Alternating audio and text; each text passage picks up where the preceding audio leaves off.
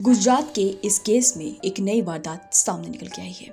सूरत के इलाके में एक नाली के पास कुत्तों के नोचने की वजह से एक थैली में से निकलता है कटा हुआ सर। जी हाँ, कटा हुआ सर एक व्यक्ति का निकलता है। पूरे मामले को विस्तार रूप से बताते हैं कि हुआ क्या था। होती है सुबह का वक्त होता है। कुत्ते खाने के लिए नोचते हैं कुछ थैलियों को, जो कि एक नाली के पास पड़ी होती है। और वहाँ पे नोचते नोचते लोग जो स्टैंड पे खड़े होकर वेट करते हैं अपनी गाड़ी आने का, ऑफिस जाने के लिए, बच्चे वेट करते हैं अपने स्कूल्स जाने के लिए, तो वहीं पर कुत्ते 3-4 कुत्ते मिलके उस थैली को नोच रहे थे, आपस में लड़ाई कर रहे थे इसके लिए। होता क्या है यहाँ पे कि उस थैली को नोचते नोचते उसके अंदर से निकलती है एक व्यक्ति की कटा हुआ सर। और वो सर थोड़ा सा नाली में पानी के में रहने के कारण वो थोड़ा सा गल गया था और पहचान में भी नहीं आ रहा था, लेकिन हाँ वो सर है ये पता चल रहा था। और जैसे ही दिखता है लोगों को ये सर, लोग तुरंत पुलिस को इस बारे में सूचना प्रदान करते हैं। सूचना मिलने के बाद पुलिस वहाँ पे विस्तार रूप से पहुँचती है। पहुँचने के बाद होता क्या है वो बताते हैं। पहुंचने के बाद पुलिस देखती है कि क्या पता उसी नाली में से और भी कई लाशें मिल सकें, और भी थैलियों में चेक किया जाता है, लेकिन वहाँ किसी भी थैली में किसी भी तरीके की कोई लाश और नहीं मिलती है। तो पुलिस चेकआउट करती है और इस चीज़ का पता लगाती है क्या पता किसी और जगह पे कोई और नाली में भी इसकी लाश का टुकड़ा मिले।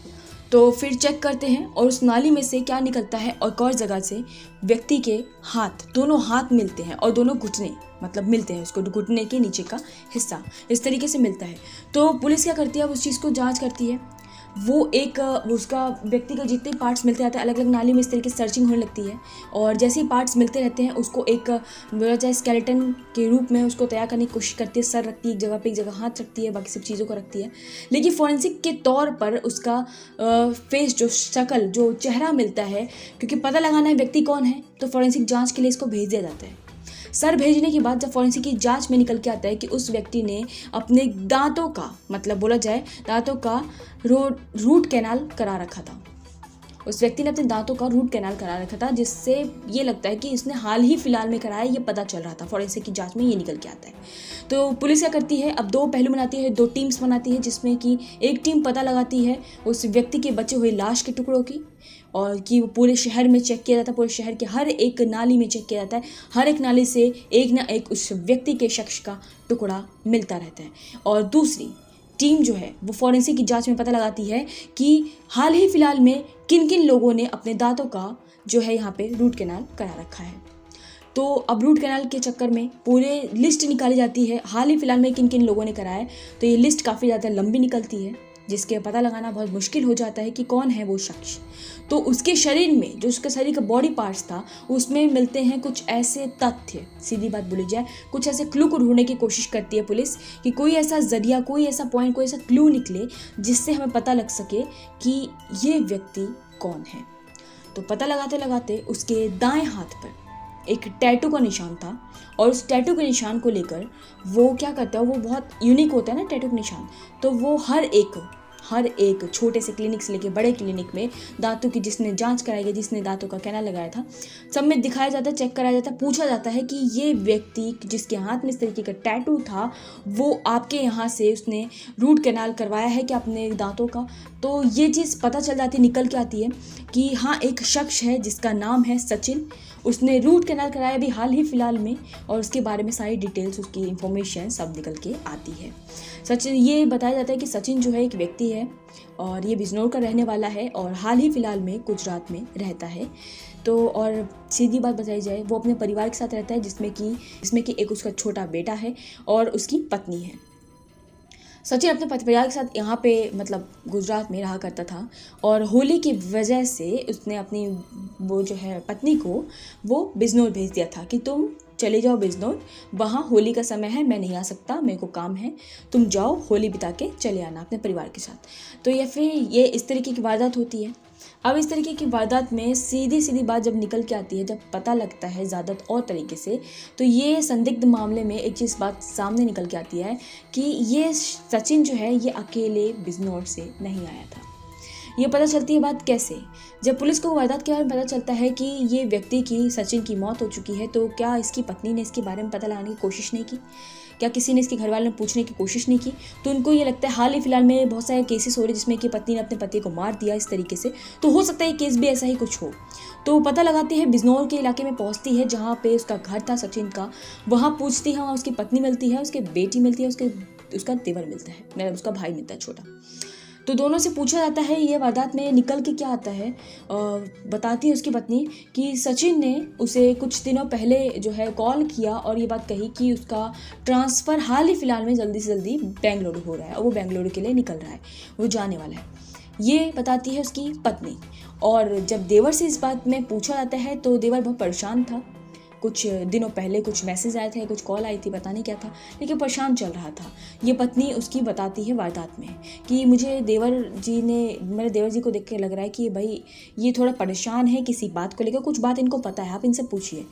देवर से पूछा जाता है तो देवर कहता है कि मुझे भाई का मैसेज आता है, भाई बोलते हैं कि मैं अपनी पत्नी के साथ तलाक लेना चाहता हूँ और मुझे इससे तलाक लेना है क्योंकि कोई ऐसे मामला है, बस यही चीज़ बताता है वो।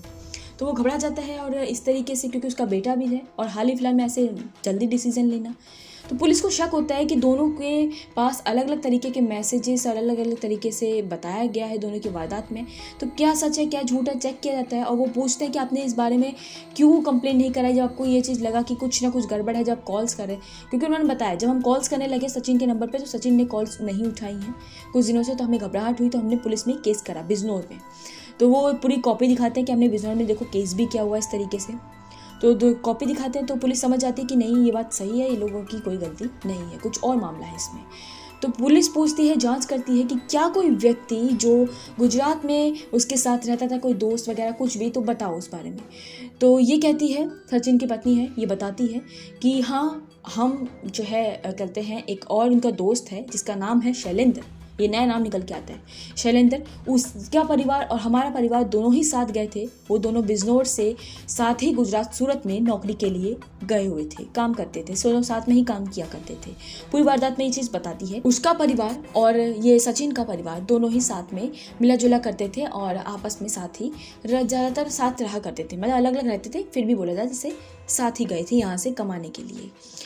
तो फिर उसके पत्नी का वारदात में क्या निकल के आती है, एक बात वो कहती है कि हाँ वो गए थे, इस तरीके से बातचीत थी, ये चीज़ थी, वो भी वहीं रुके थे इनके साथ ही, उसका परिवार हमारा परिवार दोनों ही साथ साथ बिजनौर आ गए। उन्होंने बोला कि हम काम के सिलसिले में बिज़ी हैं और आप लोग जाइए अपने घर में होली मना के आ जाइएगा, ये चीज़ बात होती है। और ये भी सामने निकल के आया, उसकी पत्नी ने बताया कि सचिन और शैलेंद्र दोनों आपस में मिलके पार्टी भी करा करते थे देर रात तक। तो पार्टी के मामले में एक बात और सामने निकल के आती है कि दोनों पार्टी क्या करते थे, पुलिस को शक हो जाता है कि ये पार्टी का मामला हो सकता है, इसमें शैलेंद्र की कोई गलती है। पकड़ा कैसे जाता है शैलेंद्र, वो बात को ध्यान से सुने। शैलेंद्र की बात करें तो शैलेंद्र जो है यहाँ पे पकड़ा इस तरीके से जाता है कि शैलेंद्र का जो है ना चेक किया जाता है, उसका लोकेशन और सचिन का लोकेशन दोनों ही एक वक्त पे एक साथ था। अब वारदात को शैलेंद्र ने इसकी मौत किस तरीके से की सचिन की, तो वो बताता है पूरी वारदात को संदिग्ध तरीके से। तो ये बात सामने निकल के क्या आती है कि वो जो दोनों हैं दोस्त साथ रहा करते थे, सब चीज़ साथ थी। मारने का तरीका क्या था कि जो मैसेज है, मैसेज चेक करती पुलिस की, मैसेज किस तरीके से उनको भेजा गया था, कहाँ से, किस लोकेशन से भेजा गया था, तो वो दिल्ली लोकेशन से मैसेज किए गए थे, ये पुलिस को हाथ लगता है, जो दोनों देवर को और उसकी पत्नी को भेजे गए थे। और ये चीज़ का चेकआउट किया गया कि उसका फ़ोन किधर है, तो फ़ोन मिलता है किसी और लोकेशन पे।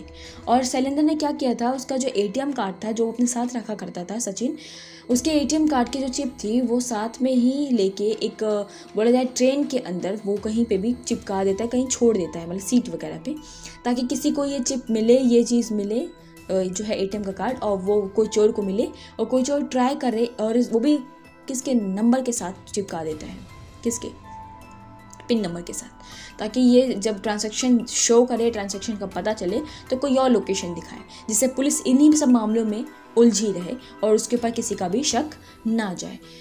जब इससे पूछा जाता है इस व्यक्ति से हाल ही फिलहाल में कि ये इसने मौत क्यों की, तो इसका कारण पता है क्या बताता है? ये इसका कारण बताता है कि ये जो सचिन है, इसने इसकी पत्नी के साथ, मतलब जो है सचिन की जो पत्नी वो नहीं, जो शैलेंद्र और शैलेंद्र की पत्नी के आपस के प्राइवेट फ़ोटोज़ होते हैं जो सचिन के पास सचिन उसके फ़ोन से निकाल के रख लेता है और उस पर उसको ब्लैकमेल करता है, मतलब एक तरीके से, और कहता है कि तुम मुझे पैसे दो, नहीं तो मैं तुम्हारी फ़ोटोज़ को मीडिया में फैला दूंगा, बोलो जाए मैं आपकी फ़ोटोज़ को सोशल मीडिया में अपलोड कर दूंगा, तुम्हारी बदनामी होगी। इस तरीके से उसको ब्लैकमेल करता है। तो इस बदनामी से बचने के कारण वो काफ़ी समय तक उसकी बात को सुनता है, उसको पैसे भी देता है, सब चीज़ करता है, कौन सा शैलेंद्र।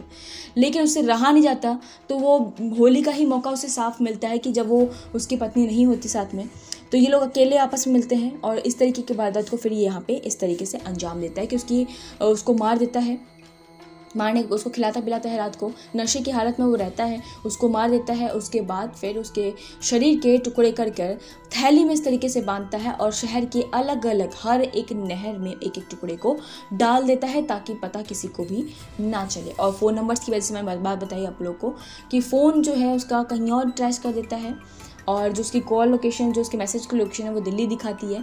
और तीसरी बात, जो उसका कार्ड था, जो ATM कार्ड होता है, वो ATM कार्ड एक रेलवे स्टेशन में, मतलब एक ट्रेन में छोड़ देता है ताकि किसी चोर को मिले और वो उसकी ट्रांजैक्शन कहीं और जगह पे करे, तो पुलिस को लगे कि कहीं और जगह से ये ट्रांजैक्शन हुई है। तो पूरी वारदात में ये सब चीज़ें सामने निकल के आई हैं जो मैंने आपको बताई है। और हाल ही फिलहाल में अब जो है शैलेंद्र को पकड़ लिया गया इस मामले में। लेकिन आप सबकी क्या राय है, मुझे ये बताइए कि ऐसा किसी की प्राइवेट फ़ोटोज़ के साथ किसी को ब्लैकमेल करना बिल्कुल सही बात है। दूसरी बात, क्या शैलेंद्र ने ये काम ठीक किया, या फिर एक और चीज़ है कि जो है सचिन ने जो भी किया था वो उसकी मौत का कारण आप सभी जान सकते हैं बन गया। तो आप सबकी क्या राय है इस चीज़ पे, क्या कहना चाहते हैं आप इस पूरी कथित कहानी को सुनने के बाद? कमेंट बॉक्स में कमेंट करके ज़रूर बताएं। आप सबसे मिलते हैं एक नए केस के साथ अगली वीडियो में।